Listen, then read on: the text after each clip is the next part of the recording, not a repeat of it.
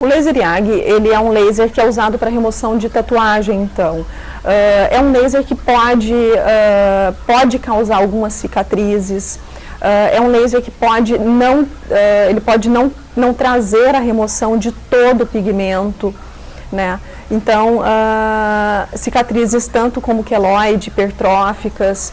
Então, é um laser que tem que ser aplicado também por um profissional devidamente qualificado. É um laser que pode causar ele causa um dano celular um pouco maior do que os outros lasers, então esse dano celular pode trazer essas cicatrizes. Então é importante que ele seja aplicado por um profissional que conheça bem a tecnologia e que saiba aplicar esse tipo de tratamento e para observando, claro, as características de cada pele, né? Quanto tempo demanda?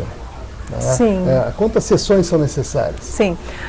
A questão da remoção de tatuagem é bem interessante, porque a gente não consegue definir ao certo o número de sessões. A gente tem resultados muito bons, por algumas vezes, por várias vezes, na verdade, a gente consegue remover bastante o pigmento, praticamente 100% da tinta, deixando o mínimo de cicatriz na pele do paciente, praticamente nenhuma cicatriz, tá?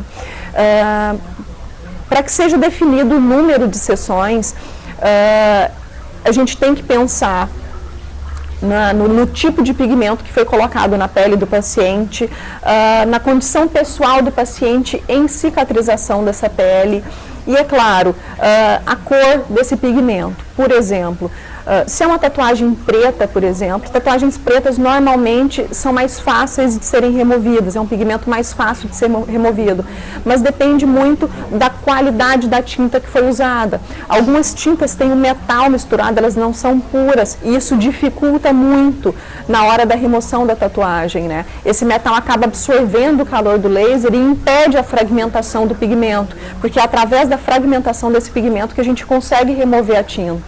Então, nessas tintas, nesses pigmentos que tem esse metal misturado, a gente encontra uma certa dificuldade. Isso, né, César, é claro, a gente não consegue identificar olhando para a tatuagem, a gente não consegue olhar e saber se aquela tinta é ou não pura.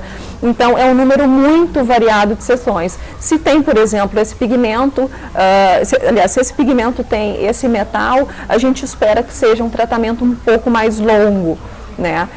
Se não tem, se é uma tinta mais pura, se é uma tinta que foi mais superficial, a gente pressupõe que é um tratamento mais rápido de ser feito, né? Isso a gente não consegue dizer para o paciente ao certo na hora da avaliação.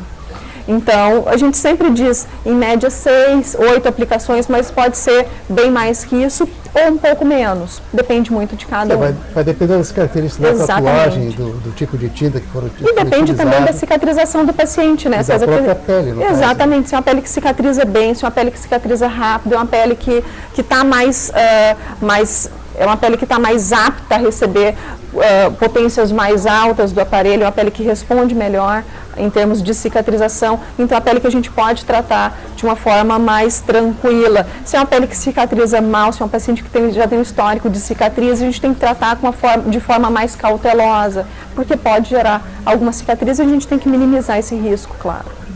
Então, doutora Danusa, seria interessante nós abordarmos agora as recomendações para pré e pós-tratamento. Bom, as recomendações pré-tratamento, tanto pré quanto pós-tratamento, a gente precisa evitar a exposição solar para que a gente faça um tratamento de forma adequada. Dependendo da região, claro, a gente tem que evitar o uso de ácidos, usados, é claro, só quando for recomendado pelo médico que está fazendo o tratamento, mas, no geral, evita usar qualquer tipo de produto na pele naquela região e só voltar a usar quando tiver realmente a indicação do médico. É interessante nós abordarmos também, doutora Danusa, a questão da anestesia, se é necessário ou não, porque a questão da tatuagem sempre implica em alguns questionamentos. Exatamente. Na remoção de tatuagem é necessário sim, nesse caso, usar anestesia. É um procedimento doloroso para ser feito sem anestesia. Nós temos principalmente 2 tipos de anestésicos que nós, os médicos, podemos usar. Nós podemos usar tanto anestésico tópico, ou seja, aquele que é passado sobre a região, quanto anestésico infiltrado. Então, a gente pode administrar, a gente pode injetar anestésico na região para para que o procedimento seja feito da forma mais tranquila possível.